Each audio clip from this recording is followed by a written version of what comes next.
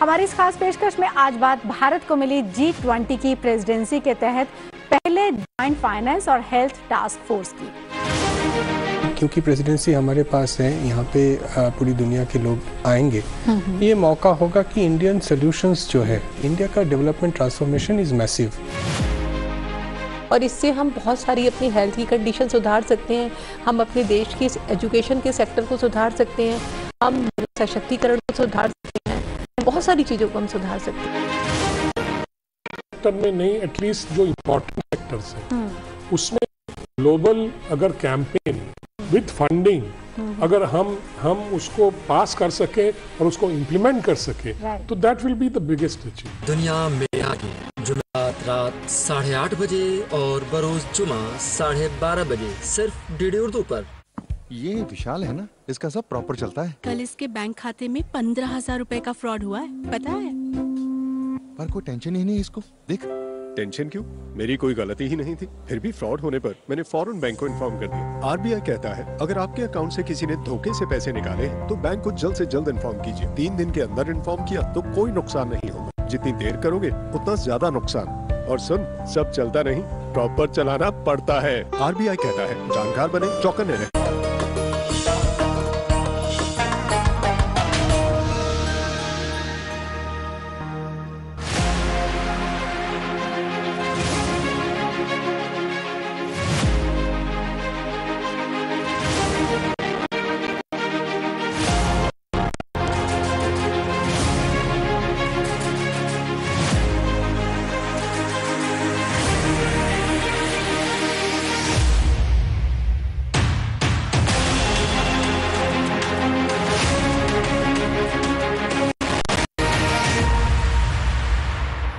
आदाब, मैं मीनाक्षी शोरान हाजिर हूँ दुनिया भर की सोशो पॉलिटिकल और इकोनॉमिक खास प्रोग्राम लेकर दुनिया मेरे आगे। हमारी इस खास पेशकश में आज बात भारत को मिली G20 की प्रेसिडेंसी के तहत पहले ज्वाइंट फाइनेंस और हेल्थ टास्क फोर्स की। जी हां, इंडोनेशिया के बाली में ऑर्गेनाइज G20 समिट कॉन्फ्रेंस में भारत की प्रेसिडेंसी ऑफिशियली सौंप दी गई है और ये बेहद खुशी की बात है कि हम G20 प्रेसिडेंसी की जिम्मेदारी को अब ऑफिशियली एक तरह से देश के तौर पर, नेशन के तौर पर संभाल भी चुके हैं। इसी सिलसिले को आगे बढ़ाते हुए 20 दिसंबर को G20 की प्रेसिडेंसी के तहत पहले ज्वाइंट फाइनेंशियल और हेल्थ टास्क फोर्स की मीटिंग वर्चुअली ऑर्गेनाइज की गई है और कोर्स ऑफ एक्शन है वो भी एक तरह से तय किया गया है। तो अब समझने वाली बात यह है कि भारत को मिली G20 की प्रेसिडेंसी हमारे लिए कितनी बड़ी अपॉर्चुनिटी है और इसके चैलेंजेस क्या क्या हो सकते हैं। इसी सब पर हम बात करेंगे। स्टूडियो पर हमारे साथ 3 खास मेहमान मौजूद हैं। RIS में एसोसिएट प्रोफेसर सब्यसाची साहा जी हमारे साथ मौजूद हैं, welcome to the studio sir. Ambassador Pinak Ranjan Chakravarti ji हमारे साथ मौजूद हैं, sir welcome to the studio. और अर्बन हेल्थ की officer incharge doctor Smriti Sharma हमारे साथ मौजूद हैं, ma'am welcome to the studio. Presidency अपने हाथ में होना, चाहे वो 1 ही साल के लिए है, लेकिन उसके थ्रू हम मैसेज जो है न सिर्फ डेवलपिंग नेशंस बल्कि डेवलप्ड नेशंस, UN तक जैसी जो संस्थाएं हैं वहां तक, अलावा इसके जैसे IMF है, WHO है, वर्ल्ड बैंक है, इन सब को भी एक तरीके से एक मैसेज कन्वे करने का, स्ट्रांगली कन्वे करने का कि yes what we are planning, what we are doing and what is our capacity. So उस लिहाज से आपको कितनी बड़ी अपॉर्चुनिटी नजर आ रही है? फर्स्ट ऑफ ऑल, ये पहली बार G20 का प्रेसिडेंसी इंडिया होस्ट करने जा रहा है। It's a major initiative, mega initiative. एक तरह से देखा जाए कि आज मल्टीलैटरल इंस्टीट्यूशंस सारी जगह पे क्राइसिस में है। So multilateralism is going through a crisis. G20 ऐसा ही एक प्लेटफॉर्म बचा है जहाँ पे सारे लीडर्स इकट्ठे होते हैं। अगले कुछ महीनों में the whole world will be in India. Leaders आएंगे, ऑफिशियल्स आएंगे, तरह तरह के डेलीगेशंस आएंगे। इंडिया अपना बात UN में जाके रखा है, हर मल्टीलैटरल बॉडी में जाके रखा है, लेकिन ये ऐसा एक मौका है, ये बात हम जब वो लोग यहाँ आएंगे होंगे तब हम यहीं कह पे पाएंगे। अपने इंडिया में बैठ के वही चीज, इसका एक बहुत बड़ा सिग्निफिकेंस है और उस नैरेटिव को हम धीरे धीरे डेवलप करने जा रहे हैं। पहले होता है कि ब्रॉडर नैरेटिव होता है कि हम क्या चाहते हैं, इंक्लूसिवनेस चाहते हैं, हम चाहते हैं कि ग्लोबल साउथ का एजेंडा सामने आ जाए, हम चाहते हैं कि लाइफ का जो एजेंडा है वो सामने, लाइफस्टाइल फॉर एनवायरनमेंट जैसे प्राइम मिनिस्टर ने कहा, हम चाहते हैं कि हमारा जो SDGs के लेके जो अचीवमेंट्स है वो भी हम लोगों के सामने दिखाए and at the same time ये भी बताए कि SDGs को फुलफिल करने के लिए आपके पास साधन नहीं है, you don't have the finances. ये हमारा नैरेटिव है। लेकिन उसको हम क्या, जैसे एम्बेसडर चक्रवर्ती ने बताया कि हम कैसे क्या इम्प्लीमेंट कर सकते हैं, इतना कॉन्क्रीट आउटकम पे जा सकते हैं, उसका एक महत्व है जो प्रेसिडेंसी के लिए है। और मैं दूसरा बात ये कहना चाहूँगा, आपने जैसे बोला कि 200 शहरों में ये इवेंट्स होंगे, ये ऑफिशियल मीटिंग्स होंगे, लेकिन G2G के बाहर जाके भी G20 का एक बहुत बड़ा सिग्निफिकेंस है एंगेजमेंट ग्रुप, ताकि civil society, public, academicians, youth, women, everybody comes together. Urban 20 है आपका, यूथ 20 है, थिंक टैंक 20 है, सिविल 20 है, वीमेन 20 है, तो ये सारे डेलीगेशंस यहाँ पे होंगे इतने। और ये सब एंगेजमेंट ग्रुप में खासियत ये है कि they are not restricted to G20 countries, they call everybody, these are very inclusive people to people processes. तो वहां से जो बात निकल के आएगी and there is establish track, ये शेरपा के थ्रू हो, डायरेक्टली हो, ये बात लीडर्स तक पहुंचेगी। तो इंडिया का जो प्लानिंग है इसको लेके बहुत रोबस्ट है। We are looking forward to it कि ये जो मैसेजिंग इंडिया से निकलेगा, इट हैव जैसे प्राइम मिनिस्टर का स्पीच में आ गया है कि 1 अर्थ 1 फैमिली 1 फ्यूचर। हम कॉन्फ्लिक्ट कम करना चाहते हैं, ये जो फ्रेगमेंटेड ग्लोबल ऑर्डर है उसको ओवरकम करके एक जो हमारा we have a going forward. So how to act together? What is the message action? मेरे ख्याल से ये इंडिया के लिए बहुत बड़ा मुद्दा रहेगा and India will work towards it. बिल्कुल बिल्कुल, और वो नज़र भी आ रहा है। और जैसा सब्यसाची जी ने कहा भी कि ये सिर्फ 200 शहरों की बात नहीं है, क्योंकि 200 शहरों में होना ही हमें एक तरीके से बड़ी अचीवमेंट लग रही है। और जो बहुत सारे ग्रुप्स हैं, हम जो हमारे बाकी जो दोस्त देश हैं, जो फ्रेंडली कंट्रीज हैं, उनको बुला सकते हैं, और जो संगठन है उनको बुला सकते हैं। सो एक होलिस्टिक जो अप्रोच है जिसका हम जिक्र कर रहे हैं वो हर लिहाज से हो सकती है। स्मृति मैम, आपसे मैं हेल्थ सेक्टर को ही लेकर जानना चाहूंगी, क्योंकि हमारे पास प्रेसिडेंसी है, प्लस हमारे पास बड़ी पॉपुलेशन है, हमारे पास अपॉर्चुनिटी है। जब अपॉर्चुनिटी है तो आई एम श्योर कुछ चैलेंजेस भी होंगे, बट हेल्थ सेक्टर में अगर हम देखें तो हमने कई सारे चैलेंजेस को ओवर पार किया है, हमने ओवरकम किया है, हमने एक तरह से विजन और रास्ता दूसरे नेशंस को दिखाया है।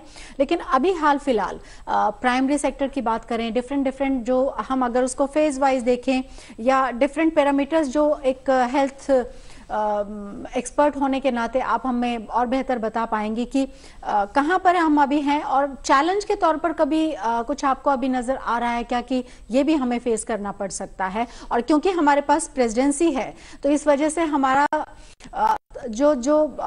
जिसको हम कहते हैं कि हमारे ऊपर रिस्पॉन्सिबिलिटी जो है वो थोड़ा सा और ज्यादा बढ़ जाती है। देखिए, ये जो G20 की समिट अब होने वाली है उसके में हमें एक समग्र अप्रोच रखनी है। एक मतलब एक देखा जाए एक समावेश करना है, हमें एक पूरी जागरूकता के साथ चीज़ों को लाना है। इसमें हमारी जो ग्राउंड लेवल है, प्राइमरी हेल्थ सेंटर्स हैं, उनको इतने अच्छे तरीके से एक मॉडल बना के विकसित करना है, और उस मॉडल को हमें अपने उसमें रखना है कि हम अगर एक ग्राउंड लेवल पे अगर हम स्वास्थ्य की बात करें, हेल्थ की बात करें, उसको हम कैसे इम्प्रूव कर सकते हैं। क्योंकि जब हम ग्राउंड लेवल पे चलते हैं तभी हम ऊपर तक जा सकते हैं। ग्राउंड लेवल पे हमें सबसे पहले हमें क्या क्या चीज़ों पर ध्यान रखना है। एक तो हेल्थ प्रमोशन हो गया, एक तो पैरामीटर है हेल्थ प्रमोशन। हेल्थ प्रमोशन कि हमें सबसे पहले लोगों को ये जागरूक करना है कि आपको स्वस्थ कैसे रहना है ना। सब लोग डिजीज नहीं है, हमें केवल पहले उनको प्रयास करना है कि आप स्वस्थ रहने के लिए क्या क्या प्रयास करें अपने घर में, है ना। ग्राउंड लेवल पे यहाँ से शुरुआत करनी है। तो उसके लिए कई बार हम लोग मदर्स को लेके चलते हैं प्राइमरी सेंटर्स पे, कि जो मदर्स आती हैं अपने बच्चों को लेके वैक्सीनेशन के लिए आती हैं। बहुत सारी लेडीज़ ऐसी होती है जो अंडर प्रिविलेज एरिया की हैं, पुअर सेक्टर की हैं, तो उनको एजुकेट करना बहुत इंपॉर्टेंट होता है। जो शहरों में, जो फ्लैट्स में रह रहे हैं, घरों में रह रहे हैं, जो शिक्षित हैं, उनको तो समझदार है, लेकिन इन लोगों को अगर हमने, क्योंकि अभी भी हमारे देश की जनता बहुत सारी यहीं पे है जिनको शिक्षित करना बहुत आवश्यक है, तो हम लोगों का कार्य क्या होता है कि हम सबसे पहले उन मदर्स को शिक्षित करें। अगर हमने हर मदर को शिक्षित कर लिया, उसे अपने बच्चे की न्यूट्रिशन, उसके वैक्सीनेशन प्रोग्राम, इम्यूनाइजेशन शेड्यूल, उसका डाइट, उसका एक एक चीज हमने ठीक कर लिया, तो आप ये सोचिए कि जब वो डेवलप होगा बच्चा, उसको फिर एजुकेशन का भी गवर्नमेंट की ओर से सब फ्री एजुकेशन हमारे यहाँ चल रही है। ये सब चीजें हमने अपने स्कूल लेवल पे ठीक करी, इम्यूनाइजेशन रिकॉर्ड बच्चे का ठीक कर लिया, मदर का लैक्टेशन से लेके ANC पीरियड से लेके A to Z हमने चीज़ों को पूरी तरीके से उसका स्क्रीनिंग करी, उसके एनीमिक लेवल हमने सेट कर लिए कि उसको इंस्टीट्यूशन डिलीवरी के लिए प्रमोट किया, जो घर में लोग डिलीवरी कराते हैं। तो बहुत सारी तो यहीं पे खत्म कर लेते हैं जो हमारी एक डेंजरस सिचुएशन पे जा सकती हैं। तो प्राइमरी सेंटर से जाते आप जब इस लेवल पे आते हैं, फिर हम उनको कैल्शियम, आयरन, इन सब के बारे में उन्हें नॉलेज देते हैं। तो ये तो हो गई हमारी हेल्थ की बात। उसके बाद आती है हमारी दूसरी चीज आती है प्रिवेंशन। अगर अब आपको कोई डिजीज हो भी गई किसी सेक्टर में, किसी जगह पे, तो how we can prevent disease, तो उसके लिए क्या क्या प्रिवेंशन से क्या क्या, जैसे अभी डेंगू का था टाइम, राइट, है ना, ये सब चीजें, तो उसको बहुत अच्छी तरीके से सारी चीजों को मैनेज किया गवर्नमेंट की ओर से। सब हॉस्पिटल्स ने कहाँ पे एंटी लार्वा स्प्रे कराए गए, कैसे कैसे मॉस्किटो रेपेलेंट या कहाँ पे फॉगिंग कराई गई, स्प्रे कराए गए, तो ये एक प्रिवेंशन की चीज आई। उसके बाद आता है फाइनेंसेस की बात आती है कि हमें जितनी भी हमें ये सब चीजों के लिए मैन पावर की जरूरत है, हेल्थ प्रोफेशनल्स की जरूरत है, हेल्थ वर्कर्स की जरूरत है, सुपरवाइजर्स की जरूरत है, तो उसके लिए हमें फाइनेंसेस की जरूरत पड़ेगी। तो वो हमारे को फाइनेंस डिपार्टमेंट के साथ में कोलैबोरेशन प्रॉपर होना चाहिए, एक गुड गवर्नेंस हमारी हेल्थ में होनी चाहिए, जो कि जब हेल्थ और फाइनेंस मिलेंगे नहीं, जब तक हम एक प्राइमरी चीजों को बहुत अच्छा नहीं बना पाएंगे। एक लेडी को अगर डिलीवरी की जरूरत है, वो झुग्गी के अंदर बैठी है और उसके पास कोई भी नहीं है, अगर वो एक अब आ गया इस समय की 108 नंबर पे डायल करती है, तो उसके पास एम्बुलेंस पहुंचती है, उसको डिलीवरी की सुविधा उसे इंस्टीट्यूशन में मिल जाती है गवर्नमेंट के। तो इस तरीके की एक सर्विस सेक्टर जो है वो भी बहुत स्ट्रेंथन होना, बहुत स्ट्रांग होना बहुत जरूरी है, और उसके लिए फाइनेंसेस की भी जरूरत है। तो अभी हम अगर प्राइमरी लेवल से चले तो इसमें फाइनेंशियल मैटर्स और ज़्यादा क्लियर हो जाए, जैसे अभी सर भी बता रहे थे कि हेल्थ वर्कर्स और ज़्यादा हो जाए, तो हम पैंडेमिक से भी अपने देश, अपनी कम्युनिटी को रक्षा कर सकते हैं। साथ साथ में उन सारी चीज़ों को विदाउट पैंडेमिक, जो बहुत सारी ऐसी डिजीज़, कम्युनिकेबल डिजीज़ भी हैं, जैसे HIV है, हेपेटाइटिस है, या पोलियो, बहुत सारी चीज़ों को भी हमने कहीं ना कहीं सफलता हासिल करी है, तो ऐसे हम लोग कर सकते हैं। तो यही मैं कहना चाहूँगी कि एक समावेश होना फाइनेंसेस और हेल्थ का बहुत ज़्यादा ज़रूरी है प्राइमरी लेवल से, तब हम ऊपर के लेवल तक हम इन चीज़ों को सुधार कर पाएंगे। बिल्कुल बिल्कुल मैम, और जिस तरीके से आप बता रहे हैं, आई एम श्योर हम राइट ट्रैक पर हैं और बेटर कर रहे हैं, और काफ़ी चीज़ें ऐसी हैं जो हम कह सकते हैं कि हाँ, उनमें जो हमारा ग्राफ है वो ऊपर की तरफ हम जाते हुए देख भी रहे हैं। और पेंडेमिक में तो हमने एक तरह से काफ़ी जो डेवलप्ड नेशन है उनको भी रास्ता दिखाया है, और न सिर्फ रास्ता पिनाक्सर हमने उनको हेल्थ वाइज दिखाया है, बल्कि इकोनॉमिकली भी कैसे ग्रो किया जा सकता है, उसमें चाहे हमारा एग्रीकल्चर सेक्टर का कंट्रीब्यूशन रहा हो या बाकी सेक्टर्स का कंट्रीब्यूशन रहकर, क्योंकि जब सब लोग मुश्किल में फंसे हुए और कि क्या होगा GDP का, इकोनॉमी का, तब हम ये कह रहे थे कि हम तो 5 ट्रिलियन इकोनॉमी होने जा रहे हैं, और अब हमारे पास ये प्रेसिडेंसी भी है। तो ये अपॉर्चुनिटी और चैलेंज दोनों ही साथ में हैं, साइमल्टेनियसली चलते ही हैं। तो how will you describe it sir? देखिए, एक there is a very fundamental truth कि कोई देश डोमेस्टिक इकोनॉमी अगर उसका स्ट्रांग ना हो तो वो विश्व पटल पे खास कुछ नहीं कर सकते। ये एक लिंकेज होता है between domestic policy and foreign policy कि इसीलिए इकोनॉमी को मतलब मजबूत करना, स्ट्रांग करना, बढ़ाना बहुत ज़रूरी है। और हेल्थ के नज़रिए से हमारे यहाँ अभी भी बहुत इलिटरेट लोग हैं, उनको मालूम नहीं है कि कोई क्या होता। हम लोग तो फिर भी पढ़े लिखे जो हैं, जो अर्बनाइज्ड हैं, उनको पता चल जाता है, पढ़ लेते हैं, गूगल कर लेते हैं, जो भी है कुछ तो इन्फॉर्मेशन हम एब्जॉर्ब कर लेते हैं। पर जो इलिटरेसी का जो प्रकोप है, जो इलिटरेट हैं, उनके लिए तो ये तो बहुत ही मुश्किल कार्य हो जाता है। इसीलिए आपको extension work, primary health clinic वगैरह जो अभी डॉक्टर साहब कह रहे थे वो बहुत जरूरी हो जाता है। तो उस मॉडल को कैसे अच्छा करना, और उसके लिए तो पैसे चाहिए, सब चीज के लिए पैसे चाहिए, फंडिंग इज क्रूशियल। इसीलिए जो पूरा होलिस्टिक की मैं अप्रोच की हमेशा बात करता हूँ। आपका अगर सरकार के पास रेवेन्यू नहीं आ रहा है तो वो खर्चा कहाँ से करेंगे? So everything is linked in that sense. तो मुझे लगता है कि इसमें जो हम कर रहे हैं अभी, हमको तो खैर अपना डोमेस्टिक एक्सटेंशन जो भी है प्राइमरी हेल्थ केयर वो तो करना ही करना है, और विश्व से हम सीखेंगे, वो जैसे हमसे सीखेंगे हम भी उनसे सीखेंगे। कई कंट्रीज हैं जिन्होंने अच्छा काम किया है, हमारे रीजन में ही है, मैं नाम नहीं लेना चाहता, but they have done better than us. मैं बांग्लादेश का जिक्र कर देता हूँ, उनके वहाँ देख लीजिए प्राइमरी हेल्थ केयर वगैरह, गर्ल चाइल्ड के जो क्या उन्होंने इंसेंटिवाइज किया है, बहुत बढ़िया काम किया है उन्होंने। उनकी जो ह्यूमन डेवलपमेंट इंडिसेस हैं वो हमसे थोड़े कई जगह बेहतर है। क्योंकि इकोनॉमिक प्लेटफॉर्म की हम सब्यसाची जी बात कर रहे हैं, तो ये इकोनॉमिक रिलेशंस के लिए भी कितना इम्पॉर्टेंट प्लेटफॉर्म आपको नजर आता है? क्योंकि सब देशों के बीच में जो बिजनेस है, जो ट्रेड है, that is also very important. क्योंकि हम ये जानते हैं कि कई नेशंस के साथ हमारे रिश्ते चाहे जैसे भी ऊपर नीचे होते रहें, लेकिन एक जो बड़ी चीज है दैट इज बिजनेस, वो हैम्पर नहीं होता है यूजुअली। लेकिन क्योंकि हम अपना इंटरेस्ट भी देखेंगे और ये एक प्लेटफॉर्म मिल रहा है, तो उस लिहाज से हम कैसे ग्रो कर सकते हैं फाइनेंशियली भी और इकोनॉमिक रिलेशंस के तौर पर भी? क्या ये एक अच्छा प्लेटफॉर्म हो सकता है बाकी नेशंस के साथ टाई-अप्स का, MOUs का और बाकी और चीज़ों का? ये जो G20 शुरू से जो उनका फोकस रहा है, मैं जैसे शुरुआत में बताया कि global financial institutions, global financial management, उसमें प्रेडिक्टेबिलिटी लाना, उनका नॉर्म सेटिंग कैसा हो, उसमें सुधार लाना, ये सब पे बहुत ज़्यादा फोकस्ड है। 2008 फाइनेंशियल क्राइसिस के बाद ग्लोबल इकोनॉमी को स्टेबलाइज करने में G20 का बहुत बड़ा भूमिका रहा है, क्योंकि इस तरह के जो बिजनेस साइकिल्स है ग्लोबल इकोनॉमी में, जब अब क्राइसिस आ जाता है तो क्राइसिस का जो नेचर ऑफ क्राइसिस है उसको समझ पाना एंड उसी के अकॉर्डिंग रिस्पॉन्ड दे पाना, ये G20 का एक तरह से एक मैंडेट भी है और G20 को ये करना भी चाहिए। उस हिसाब से अभी के दौर पे जो एक बहुत बड़ा समस्या सबके सामने है ग्लोबली, एक तो आप देख रहे हैं कि जो पैंडेमिक के रिकवरी है वो बहुत अनइक्वल है। डेवलप्ड कंट्रीज अपने हिसाब से इतना ज़्यादा स्टिमुलस पैकेज अपने कंट्रीज में अडॉप्ट किए थे, उसके बाद जो उसका फॉल आउट हुआ, इन्फ्लेशन हुआ, उसके also hit because of the conflict situation in several parts. तो ये सब जो सिचुएशन है इससे निकलने के लिए क्या स्ट्रेटेजी होना चाहिए? तो इसका सीरियसली परिणाम ये हुआ है अभी, जैसे पैंडेमिक के दौरान जो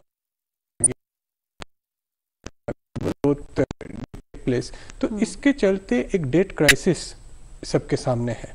तो डेट क्राइसिस को कैसे एड्रेस करना चाहिए G20 के लिए, ये एक बहुत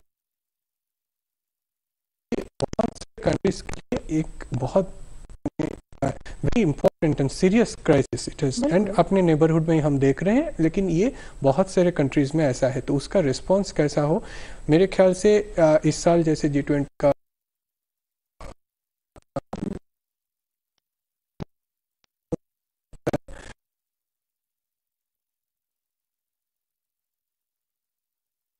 कर, तो उसके लिए जो हमारा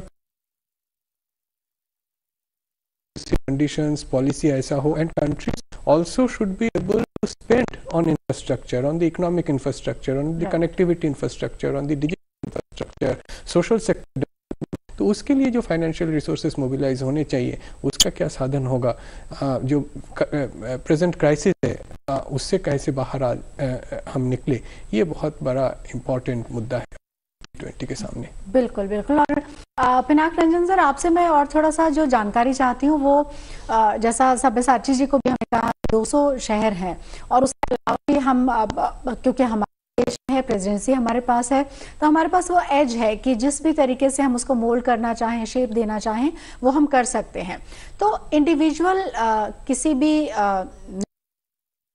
तरह का है ही, और हम इसमें से क्या अचीव कर सकते हैं, कैसे इसको बड़ी अपॉर्चुनिटी बना सकते सकते हैं उसके ऊपर हम बात कर ही रहे हैं, बट मेरे लिए ये भी इम्पोर्टेंट है कि एवरी सिटीजन ऑफ इंडिया वो किस तरीके से इसको देख रहा है, वो उसका इम्पोर्टेंस कैसे समझ रहा है, या उनको किस तरीके से एक रिवर्ट बैक जो होता है वो इन मीटिंग्स के थ्रू और आइडिएशन के थ्रू और इस पूरे सिस्टम के थ्रू मिल सकता है। देखिए, एक तो है कि जैसे हमने अभी बातचीत करी कि ये सिर्फ ऑफिस में नहीं रहेगा, वो एनजीओज भी आएंगे, सोशल सर्विस जो करते हैं वो लोग भी आएंगे, फिर उनका जो इन्वॉल्वमेंट होगा उससे ये बात और भी मतलब फैलेगी into the society, into even in rural areas. अब 200 जगह अगर हम मीटिंग कर रहे हैं तो वहाँ के लोग तो देखेंगे, टीवी में देखेंगे कि क्या है। और एक और ये हम मैं कहूँगा कि हमारे देश के एक प्रोजेक्शन भी है, भाई 200 जगह लोग आएंगे, वो देखेंगे वहाँ क्या है क्या नहीं है। We are a country full of history, तो वो भी देखेंगे, जिससे हमारा टूरिज्म बढ़ जाए, बात मिलजुल के हो जाती है। तो इसीलिए इसको 200 जगह किया जाता है, अदरवाइज दिल्ली में बैठ के कर ले। पर उससे हमने नेचुरली हमारे जो ये जो सोच है कि हमको बाकी मतलब पूरे देश में ये करना है, इसका मतलब ये है मीटिंग हर एक स्टेट में होगा तो वहाँ की जो जनता है, वहाँ की जो ऑफिशियल्स हैं, उनकी जो पॉलिटिकल वो भी इन्वॉल्व होंगे। तो इट इज दिस पब्लिक मतलब शैल बी से मतलब प्रोजेक्शन जो हर एक को टच करेगा इन ऑल द स्टेट्स और all the people who are involved. So that is why it is being done like this, because ये एक अपॉर्चुनिटी है। G20 अपॉर्चुनिटी आपको दोबारा नहीं मिलेगा कि आप ये नहीं, तो इसीलिए इसकी अपॉर्चुनिटी कॉस्ट एक होती है और फिर अपॉर्चुनिटी का एक एडवांटेज भी होता है। बिल्कुल। और मैम हेल्थ सेक्टर की अगर बात करें तो वहाँ पर भी क्योंकि अलग अलग शहरों में भी है, तो और क्योंकि हम ये भी बात कर रहे हैं कि हम एक ऐसा मॉड्यूल तैयार करें, हमारे जो मॉडल हैं चाहे अदरवाइज जो हमारा हेल्थ सेक्टर का इंफ्रास्ट्रक्चर है उसकी बात कर लें, तो so that we can showcase बाकी रेस्ट ऑफ वर्ल्ड को कि हाउ वी आर फंक्शनिंग। और ये हमारा इतना फुल प्रूफ सिस्टम है कि पेंडेमिक भी जब हमें हिट कर रहा था या उसने किया जब हमको हिट, तो हमारे पास एक सिस्टम डेवलप करने का, चाहे वो हमने पब्लिक पार्टनरशिप के साथ मिलकर किया और चाहे हमने अपने जो हेल्थ वर्कर्स हैं उनको मोटिवेट करके किया। We have seen the pictures जिसमें बिल्कुल क्लैपिंग करते हुए उस तरीके से उनका उत्साह बढ़ाया गया था। तो वो सब चीज़ें हैं हमारे सामने एग्जाम्पलरी तौर पर। तो उस लिहाज से आप प्रिपेयर और किस तरीके से अपने आप को देखते हैं और उस सेक्टर के बारे में आप और क्या बता सकते हैं? देखिए, हमारे देश में तो शुरू से जो एक जनधारणा शुरू से ही अगर आप हमारे एंशिएंट टेक्स्ट देखेंगे, शास्त्रों में लिखा है सर्वे भवन्तु सुखिनः सर्वे सन्तु निरामया सर्वे भद्राणि पश्यन्तु मा कश्चित् दुःखं, समस्त संसार का कल्याण हो। हमारे देश की एक अवधारणा ही शुरू से यही रही ग्रंथों में। तो जिस अवधारणा से ये देश की उत्पत्ति हुई है, तो उसमें सोचिए कि हर जनमानस के अंदर आज भी यही चीज़ है कि हम एक दूसरे का भला करें। और आज हम अगर बात करें ह्यूमन रिसोर्स को, हम देखते हैं कि ह्यूमन क्या है। अगर आप रिसोर्स, तो ये सारे जितने भी आपके इक्विपमेंट्स हैं ये रिसोर्स हैं। अगर हम अपने देश के ह्यूमन को स्ट्रॉन्ग बना दें तो हम एक बहुत बड़ा हेल्थ सेक्टर में एक अचीवमेंट अपने हेल्थ सेक्टर में ला सकते हैं। एक पूरे विश्व में क्रांति आ सकती है कि हमारे देश के लोग जो हैं किस तरीके से कम रिसोर्सेज में भी अपने हेल्थ की जो प्रॉब्लम्स हैं उसको किस तरीके से ओवरकम कर रहे हैं। बहुत सारी हमारे पास अभी भी इतने असेट्स हैं। आयुर्वेद एक one of the best resource अपने यहाँ, जिसको हम लोग फॉलो करें। योग को, नेचुरोपैथी को, जरूरी नहीं है कि हर चीज़ महंगे हॉस्पिटल में जाके ही आप ट्रीट हो पाओ। तो इन चीज़ों को भी अगर हम अपने घर से शुरुआत कर दें तो हम अपने आप को बहुत मजबूत बना सकते हैं।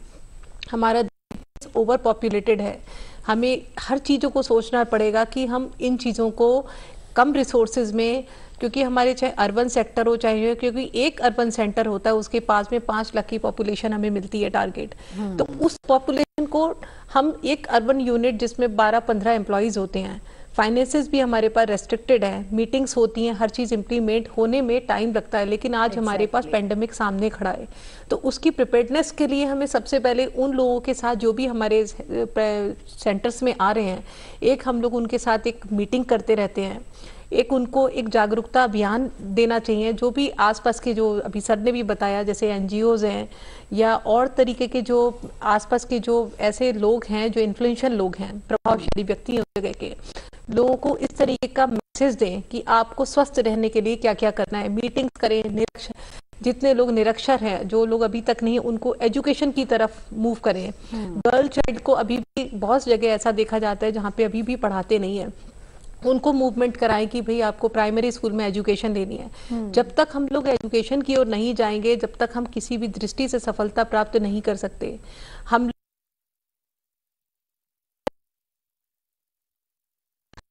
12-14 साल की हो गई, पढ़ाई नहीं कर पा रही हैं, हेल्थ में प्रॉब्लम आ रही है, एनीमिक है, तो हम लोग उनको यही सब बताते हैं कि भाई आप लोग को स्कूल जाना है, आपको ये गवर्नमेंट स्कूल में फ्री एजुकेशन है, से खाना फ्री है, आपको सब कुछ, स्कूल बैग से लेके सब कुछ सरकार ने फ्री कर रखा है। अगर हम इन सब सुविधाओं को, इतनी सारी सरकार ने लाडली योजनाएं, बहुत सारी योजनाएं हैं, महिला सशक्तिकरण के इतने सारे कार्यक्रम होते हैं, तो हम अगर हर लेवल पे एजुकेटेड वर्ग जो है एक प्रयास करे, एक अच्छी तरीके से, एक कहते हैं ना, एक डोर मैंने पकड़ी, एक डोर आपने पकड़ी, इस तरीके से इसको संचारित करें और सबको एक अवेयरनेस प्रोग्राम के साथ में लेके आए। एपिडेमिक हो, चाहे हाइजीन हो, चाहे क्लाइमेटिक कंडीशन को हमें सुधारना है, चाहे अपने एनवायरनमेंट को सुधारना है, चाहे अपनी उस कम्युनिटी को क्लीननेस लानी है, चाहे बेसिक हाइजीन हमें सिखानी है, उन सब की और सबको एक छोटी छोटी गोष्ठियाँ करनी चाहिए, छोटे छोटे इस तरीके से प्रोग्राम करने चाहिए, कुछ इस तरीके से कि लोगों के अंदर, एक छोटे बच्चे जो झुग्गी में रहते हैं उसे ब्रश करना भी नहीं पता है, तो हम लोग बजाय ये सब जो प्रोग्राम्स करते हैं ना, हम लोग को ऐसे लोगों को सेलिब्रिटी बनाना चाहिए जो कि इस तरीके के लोग इस काम के लिए, सोशल वर्क के लिए बाहर आए, निकल के अपनी कम्युनिटी को हम सुधारें। तभी हम, अभी एक औरत को पता ही नहीं है कि गवर्नमेंट की ओर से हमें क्या क्या सुविधाएं मिल रही हैं, लेकिन उसको वहां तक पहुंचाना, उसको वहां तक लेके आने के लिए भी लोग हों कि हाँ उसे बताएं। तो ये सब चीज़ों को हमें आगे लाना चाहिए और इससे हम बहुत सारी अपनी हेल्थ की कंडीशन सुधार सकते हैं, हम अपने देश की एजुकेशन के सेक्टर को सुधार सकते हैं, हम महिला सशक्तिकरण को सुधार सकते हैं, बहुत सारी चीज़ों को हम सुधार सकते हैं। बिल्कुल, और हम उस रास्ते पर हैं भी, क्योंकि प्राथमिक स्वास्थ्य से लेकर मेडिकल इमरजेंसी जैसी जब हालत आई, तभी भी हमारे देश ने, हमारे जितने भी एक तरीके से हम उनको भी सोल्जर्स ही कहेंगे, क्योंकि जितना भी हमारा मेडिकल का स्टाफ था, जिस तरीके से उन्होंने फोर फ्रंट पर आकर काम किया, वो अपने आप में बहुत कमेंडेबल है। और उसी वजह से हमने न सिर्फ बीट किया, बल्कि आज भी जब हम ये कह रहे हैं कि अभी फिर से चाइना से और कुछ देशों से इस तरह की खबरें आ रही हैं, तो एटलीस्ट हम उतने तैयार। फाइनेंशियल एस्पेक्ट से सब्यसाची जी, कंक्लूडिंग तौर पर मैं आपसे जानना चाहती हूँ कि आप कैसे कंक्लूड करेंगे इस मीटिंग को, और एक जो अगला एक आने वाला साल है, ऑल्दो देयर आर हर्डल्स, कुछ सिचुएशंस इस तरह की फिर से बन रही हैं कि एक बार फिर से अटैक हो सकता है, but hopefully we are very much prepared, लेकिन बावजूद उसके भी, because it is G20 and presidency हमारे पास है, तो आपका कंक्लूडिंग रिमार्क सर इसको लेकर। कंक्लूडिंग एक तरह से ऐसा है कि क्योंकि प्रेसिडेंसी हमारे पास है, यहाँ पे पूरी दुनिया के लोग आएंगे, ये मौका होगा कि इंडियन सॉल्यूशंस जो है, इंडिया का development transformation is massive, so हमने 1.3 बिलियन पॉपुलेशन को फाइनेंस गए, so there is lot of resilience being created in the society. तो ये जो एक अपने आप में एक अचीवमेंट है, तो ये कैसे रेप्लिकेट किया जाए, हमारा जो डिजिटल पब्लिक गुड्स का रियलिटी है उसको हम कैसे दूसरे देश में लेके जाए, एंड साथ ही साथ जो ग्लोबल गवर्नेंस की क्राइसिस है उसको हम कैसे एड्रेस करें, इंडिया क्या सोच रहेगा to overcome the conflicts and the confrontations that are there, the contestations that are there, उस सोच को आगे रखते हुए India should be able to strike the right harmony and hope that prime minister has said in its presidency. जी sir, और Pinak Ranjan sir, आपकी तरफ से भी कंक्लूडिंग रिमार्क। मैं तो कहूँगा कि G20 का जो प्लेटफॉर्म हमें ये जो मौका मिला है जी, इसमें से अगर हम सारे सेक्टर में नहीं, एटलीस्ट जो इम्पोर्टेंट सेक्टर्स हैं उसमें एक ग्लोबल अगर कैंपेन विद फंडिंग अगर हम उसको पास कर सके और उसको इम्प्लीमेंट कर सके तो that will be the biggest achievement. Okay, and I hope कि आपका जो कंक्लूडिंग रिमार्क है वो जिस तरीके से आपकी सोच है वो आगे बढ़ती हुई भी नजर आएगी, क्योंकि कुल मिलाकर अगर हम देखें तो ये प्रेसिडेंसी हमारे लिए कई मायनों में इम्पॉर्टेंट है और कैसे इसका एक तरह से जो बेस्ट है वो हम अचीव कर सकते हैं इस दिशा में हमारी जो सरकार है वो भी नजर आ रहे हैं, हमारे प्राइम मिनिस्टर का विजन भी नजर आ रहा है। So everything is looking perfect और राइट ट्रैक पर भी नजर आ रही है। Thank you so much ma'am. Smriti ma'am आप आए स्टूडियो में, पिनाक रंजन जी आपका भी बहुत बहुत शुक्रिया, सब्यसाची साहा जी आपका भी बहुत बहुत शुक्रिया स्टूडियो में आने के लिए और इतने इंपॉर्टेंट टॉपिक पर हमारे साथ डिस्कशन करने के लिए। तो हमारी आज की पेशकश में इतना ही फिलहाल। हमारा प्रोग्राम आपको कैसा लगता है आप अपनी राय हम तक जरूर भेजा कीजिए। हमारा ईमेल आईडी हम आपको बता दें DD Urdu Specials @gmail.com। पूरी टीम को इजाजत दीजिए, आदाब।